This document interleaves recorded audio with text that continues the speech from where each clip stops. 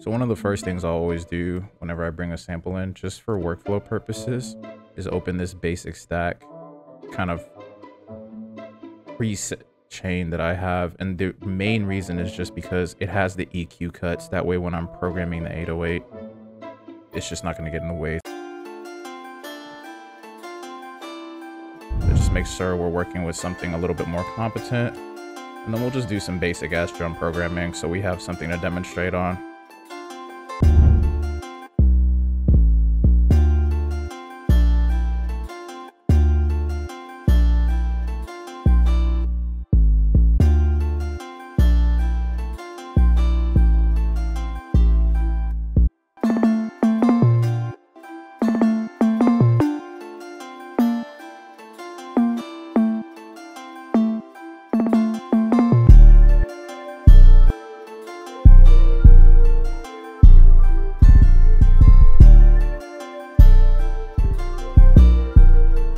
And of course, bro, one of the most important mixing things that's not technically covered in the curriculum today, but that I like to mention, is to go ahead and mix into that soft clipper. I've been testing out a couple of different workflows to make sure, and it still seems like the best workflow to just mix into it right away. Cool, let's find like a snare.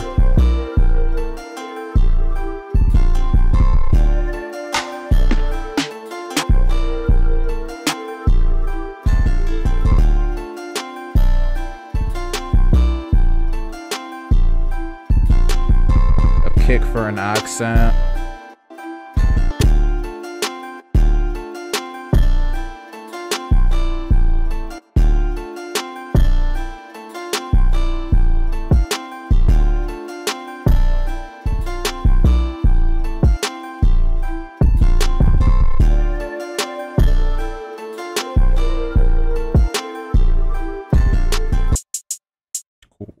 Cool. So then we'll do the light layer, which is pretty much the last one we have to do. And we'll just use some MIDI for this because I'm feeling a little lazy.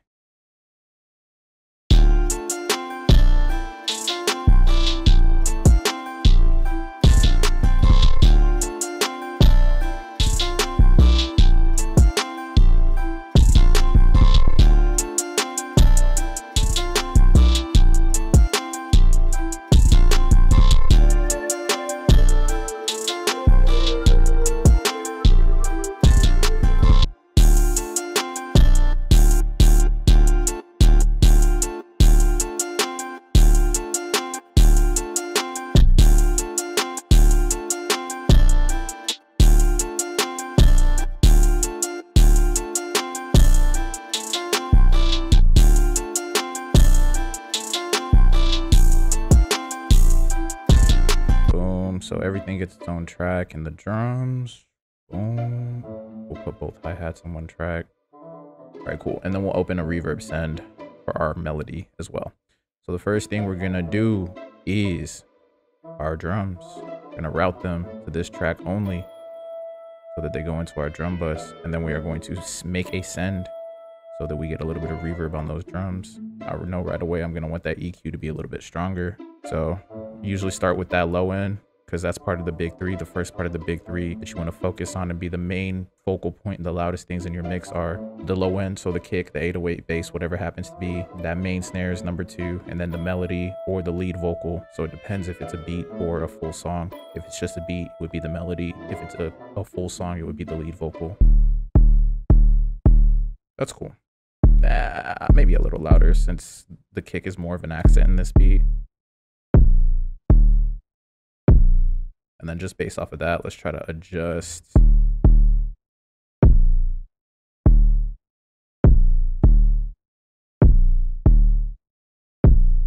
Maybe a little bit less gain on that. So a good way to check that drum verb bus, I don't like too much reverb on it. I want it to be just a sprinkle. So the kick will let me know more than anything if it's too much. It's a little too much. Turn that down. It's better. It's better. Almost perfect. There we go. That snare is so powerful.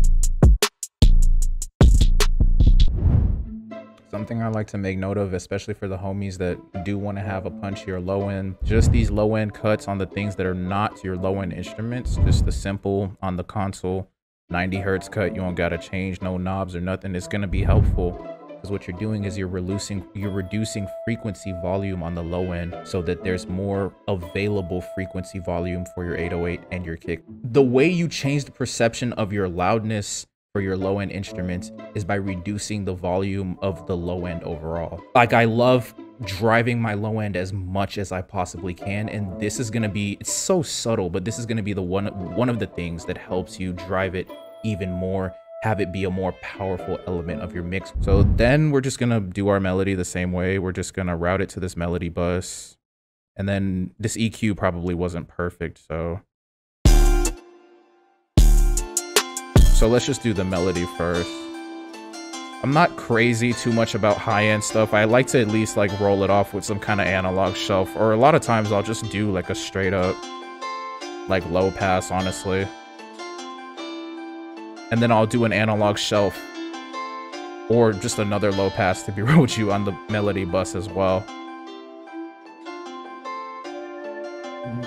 The more you can like tame that high end, the better. You still want it to be bright, but it needs to be tame. Again, it's kind of like the low end. You have to manage it very, very well. You don't want it to be sharp, and that high end can get filled up very, very quickly. So it's important. You don't want to have it not be there. It's very, very important, but you've got to manage it very, very well.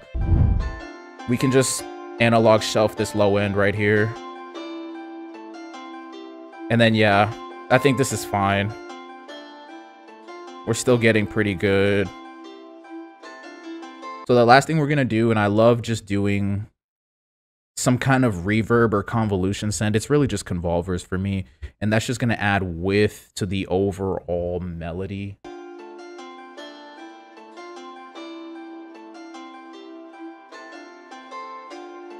Oh, that's nice. I love that shit. I love convolution so much. And then just make sure the EQ is tight on that.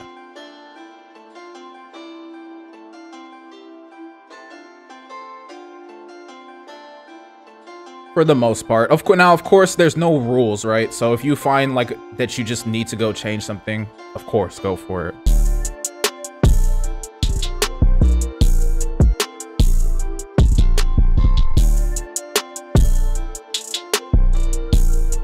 Excellent, excellent, excellent. So the first thing I want to talk about is the low end scoop EQ. Now this can go on your master, but it can also go on your buses or on individual instruments. So I'll demonstrate it on a bus, I will demonstrate it on an individual instrument, and then I will demonstrate it on the master as well, because I would probably just do that in a regular mix. So let's just show you what the low end scoop is, right? So I'll just kind of solo that. You can open up a parametric EQ. And so what this basically is, so a lot of like bass heavy songs tend to have a frequency distribution that will look something like this, where like from like 100 hertz to about 400 hertz, there will be this dip, kind of like a dip, right? And this can, and if you saw the newsletter, you saw the demonstrations that I pulled from Seb's YouTube channel where he talked about this in more detail. Well, the theory is, because we don't actually know why it sounds so good, but we believe that it allows this sub area to sound way more beefy without you actually having to increase the volume. Again, remember, the only thing EQ is doing is gain staging by frequency. So you can change the perception of loudness of certain things by reducing the volume of other things. So by reducing the volume in this air frequency area, you can increase the overall kind of like perception of punch on your low end. So what we'll do is we'll turn that off, and then we'll bypass and see what it does. And it has raised the volume of our 808, I believe.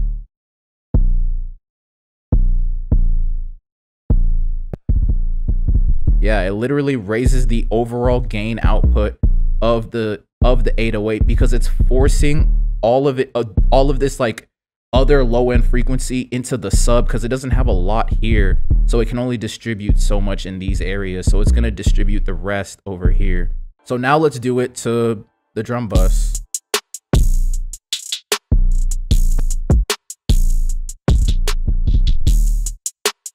then again, this is just gonna allow us to get more punch on that high end. I mean, on that low end, which just sounds very, very nice to the listener. So now we could even come to this compressor and push the gain a little bit more. Oh, that's nice. And then we could even come to the master, turn this EQ on and reset it, and do the same thing.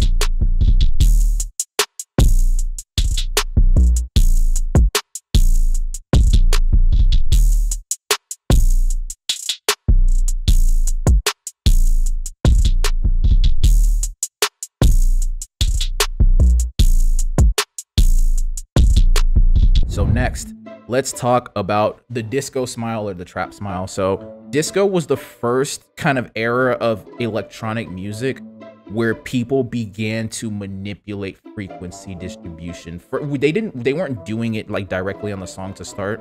They would just kind of like set up stadiums in a certain way that like the subs were like super powerful, and then like they had these like special speakers that would like amplify high-end frequencies. So people took that into final mixes, and what they would do, boost the high end. I mean, they would boost the low end, do something like this. Now that's pretty goddamn extreme, right? And I'll kind of change that in a little bit to adjust it. And then they would boost the high end. So boost the low end, boost the high end, something like that. Pretty extreme, but that's what it would look like, right?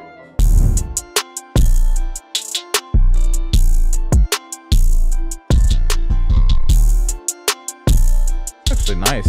So there's kind of this variation that my mentor made up off of this, which he didn't tell me this. He told me about his version of it, and then I had to retroactively research to find out about the disco smile.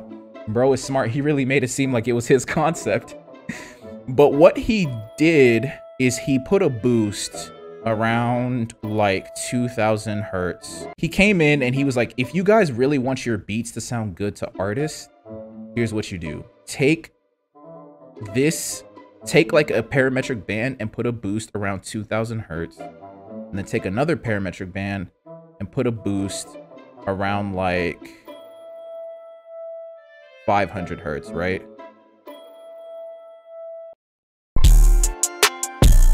Yeah, I can hear how it's making that mid-range of the melody shine a little bit more. You'd even bring that to +6, honestly. I would probably like kind of just bring all this down so that like nothing's actually going past the 0 mark that I can see, and I would just kind of adjust everything to that. So now there's even less like gross saturation. It wasn't a lot, but there was definitely some. And now there's just less of that, but we're still getting the same effect as we were having before, without like getting rid of our headroom basically. So now we can move on to number 3, which is again kind of playing off what we were just talking about, right? Which is attenuating your hi-hats. So accentuate means to boost, attenuate means to cut. So if I ever say that, which I will try to just say boost and cut, right? But so basically putting a cut on your hi-hats. And you guys might have seen the short that I talked about this already, or you might have like heard me talk about it at some point. But hi-hats tend to have this trap hats tend to have this very sharp resonance right around about 7100 hertz. It'll be anywhere from like 6900, 6500, 6900 to about 73, 7400, right? So what you can do, and it's actually a really important area that you want to manage. Yeah, right, like it's right at 7100 in this example, which is perfect for the example anyway. Just create a little bit of a cut right there. I'm doing this on my drum bus, but you could literally do it on the literal hi-hat. You could do it on your master. You can push the volume of your hi-hat a little bit more and kind of have it be a little bit more crisp, honestly, by being able to turn it up without getting the gross high-end artifact that it would normally introduce into your beats. We can push the open hat a little bit more too, because like I said, they tend to kind of hit in that area as well. What was the subtractive EQ frequency for hi-hats again? It's 7100. 7100. So if we can even come back to the drum bus, So, but it's more of a range, right? You won't just cut like directly on 7100 every single time. So I've noticed it'll be around like 6500, more so like 6900, honestly, to like 7300. That's pretty consistent. And again, this is mostly like those trap hats, which is not just like hip hop trap, right? It's also like EDM trap and shit like that too. It tends to be pretty consistently like in that like around 7100, so 7100 hertz. All right, cool. So that's attenuating hi-hats, or you know, cutting hi-hats at the high-end frequency or at that high-end artifact, so that you can, for one, just make your beat sound a little bit cleaner, but also be able to push them and make them sound crispy without making them sound harsh and gross. So last one we got here is, interestingly, it kind of covers a little bit of what we just got into on a super like wonky and deep level. And so this is rolling off the warmth from your bass elements in general, but also it touches, or it's rolling off the warmth from bass elements, but it also generally touches on like bass equalization. So what I mean is literally just taking an analog shelf and doing something like this, just managing that low end, managing the high end on your 808. It's just a good way to have more going on with your bass without having it overpower the rest of your mix.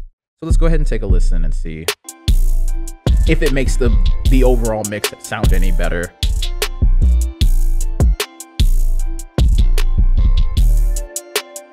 I actually kind of like that more.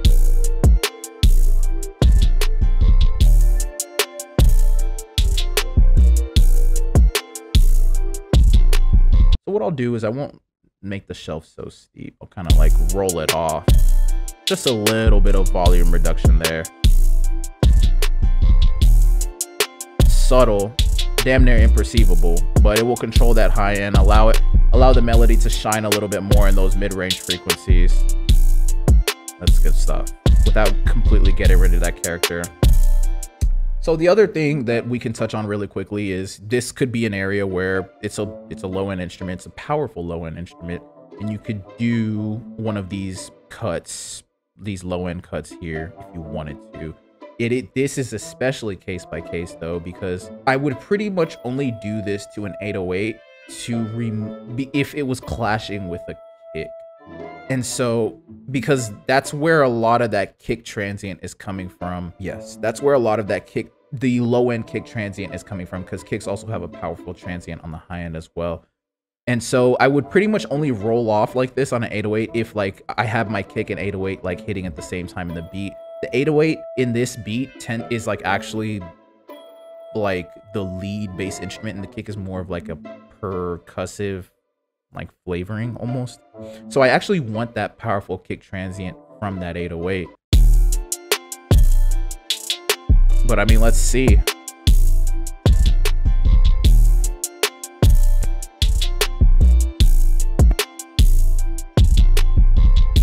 I think it makes it sound better though. That's crazy. Well, I'm gonna keep it. But again, we've got to do some volume management, which we did some mastering already. It's tough, but this is just kind of the order I had things in.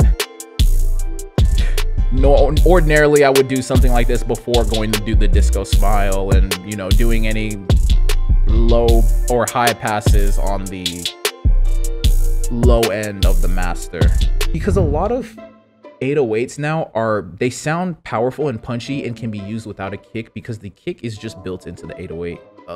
The OG 808 didn't have a kick transient, and a lot of OG 808s don't have kick transients. But new trap 808s, which is like became really popular with like the Ready 808 and then the Spins 808, they have like a kick transient inside of them, which is why they're so powerful and why they damn near sound sometimes, a lot of times, better without the kick. It's like, unless you're like really good at mixing, right, it's gonna be just like, just don't use the kick, just use the 808, which is what a lot of people do now. But yeah, that's pretty much it. So again, that was just a lesson from the last lesson from our 3-module equalization kind of like lesson plan that we've had going on the Sith newsletter. Y'all have a blessed day, man. I love you guys.